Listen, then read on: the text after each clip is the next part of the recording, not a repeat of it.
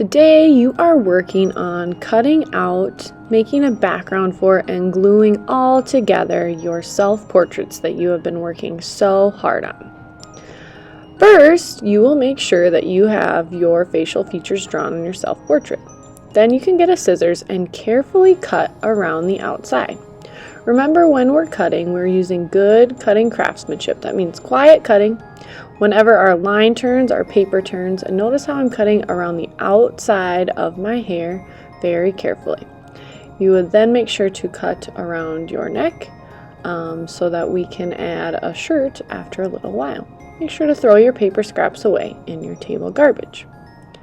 Then you'll set this on a larger background paper and you'll decide what color shirt you would like. So I have some shirts already cut out and they're ready to go and glue on. You could cut out a collar in a V or a U shape to make the collar of your shirt. You also could attach a crown if you would like to make this a royal self-portrait. Once you have all the pieces ready, you get to decorate your background using these paint markers. Now, I'm holding my self-portrait on my paper just to kind of know where it goes, and I'm making designs around where my self-portrait would be using my paint marker. These are kind of like glue sticks, so when you're done with them, make sure you put the lid on and have fun using different colors and lines and designs to decorate the background of your self-portrait. Think about colors that you like or colors that maybe go along with things that you like to add to your background. Notice how I took off the portrait after a little bit because I kind of know where it is. I know that I don't need to add designs where my portrait's going to get glued on later on. I'm using lots of different colors and designs. Now, when I'm all done, notice how I'm even outlining close to the edge of the paper to really get all these awesome decorations in. Then I will set my portrait, my shirt, and my crown back where I would like them to go.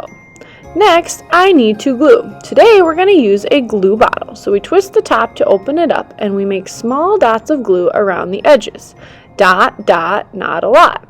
Then I set it where I would like it to go and press down gently. I don't want to get chalk on me, but I flip over my paper and give the back a massage. While you're giving it a massage, make sure your name is on the back, but I'm going to give it a 10-second massage.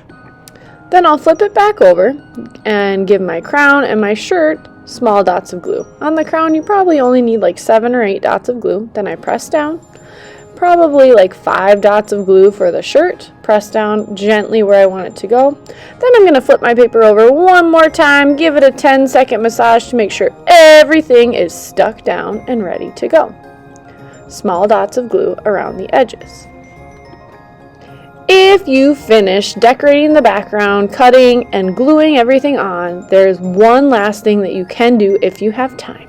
These paint markers, when you add water and use a paintbrush to kind of scrub them around, can look like paint. You can spread out the color so that you fill any white space with color using just a little bit of water and kind of scrubbing your paintbrush with the water onto the paint markers.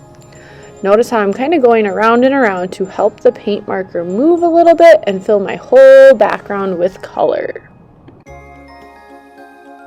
Alright, so one more time, but extra fast. You are carefully and quietly cutting around the outside edge.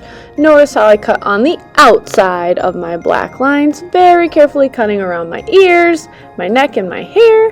Then I decide on a shirt. I can make a V or a U-shaped collar for my shirt. I set them onto my paper and then start to use paint markers to make a design around my self-portrait. Once I take it off, I can go behind where it was, or I don't have to decorate where my portrait's going to be. Using different lines, designs, and colors that I really like with those paint markers, using good craftsmanship and not pushing too hard with them. After I've made the designs that I like, I will put my portrait back on. If I want to have a crown on my portrait, I can. If you decide you don't want your crown, that's okay too. I decided not to. Then it's dot, dot, not a lot around the portrait and the shirt, and give the back of your paper a good massage. If you have extra time, you can use a little bit of water over top of your paint markers to spread them out. I decided to go every other with this one, so I have some white spaces, and that's okay. Just be careful when you get close to your portrait not to get it wet, because we just glued it, and if we get water on it, that might not be good. We also don't want our faces to turn a different color. Woo! Today you are using so many materials. Scissors, we want to make sure we use good craftsmanship by going slowly and carefully with those. We're also getting to use paint markers to decorate the background. Make sure you have fun choosing your colors and designs for your background of your self-portrait. Then you get to glue with a glue bottle. Everybody make sure you say ... not a lot when you're gluing. There should never be any glue in the middle of your portrait, just around the edges of your portrait and your shirt and your crown if you are choosing to glue your crown on. And make sure you give that back of the paper a good massage. And if you have extra time, you can get water and a paintbrush to fill in any white spots that you would like to fill in your background by gently scrubbing the paint marker designs. I cannot wait to see these finished self-portraits. Good luck!